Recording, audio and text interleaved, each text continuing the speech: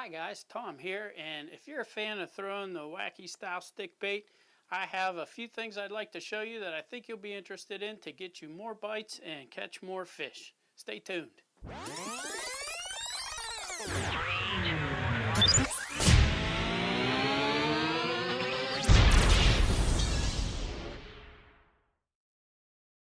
Okay guys, let's talk about the wacky rig. And if you don't know what it is, I'm going to take a half a step back and explain to you what it is. Basically, you have a stick bait, okay, like these, and you take a small hook, and somewhere near the center of that bait, you want to pierce the bait in the middle so that it hangs like that. Now, why would you do that? Well, that's an easy question, an easy question to answer.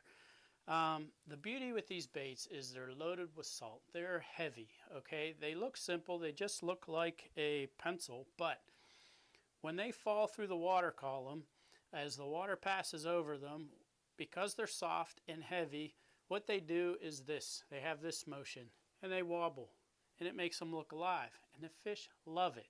So anyway, by hooking the bait in the center like that, you have a better chance of that bait landing horizontal. Some people think that they can get better hookups, but typically fish hit baits head first, and they'll go for the heavier end. You'll see it's pointed on one end and it's a little thicker. When I've Texas rigged them, I haven't had a problem missing fish that have eaten it. However, what this does is allow that bait to hit the water this way, as opposed to going in like a bullet with a weight on the front or a heavy hook on the front end of it. It doesn't fly into the water this way. It lands horizontal, and you get the most wobble out of it. That's important when you're only fishing in a couple feet of water.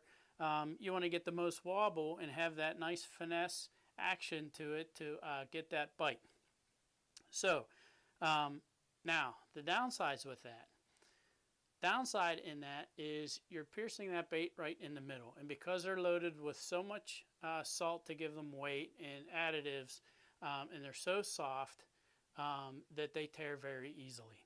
So what some guys have been doing is putting a little black O-ring on it like that. I'm sure it's hard to see in the camera, but anyway, put an O-ring, and instead of piercing the bait, you take the hook and just skin it right under the O-ring like that.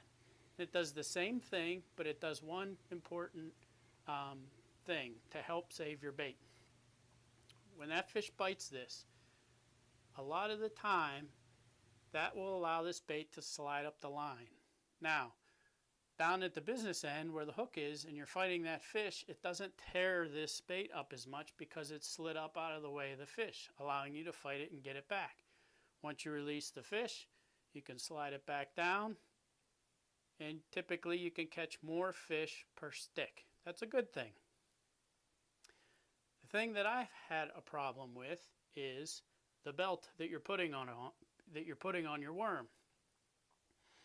That's fine with these dark colors, but when you start to get into the shad colors, now it's apparent that I have something else I've added to my bait. And wanting to be as finesse as possible, you don't want to see this. So what Hot Fish has done is they've come up with the same thing, but it's clear. It's that simple. So now it doesn't matter what color bait I put it on. It's one less thing that the fish will see. And it works the same. You take your hook, put it right underneath the belt like that. The difference is all I see now is the hook. I don't see the belt that goes with it. Anyway, guys, for a couple dollars, and you get like 25 in a pack, it'll get you more bites and it'll get you more fish. Don't let them see anything more than they need to. Give them a try.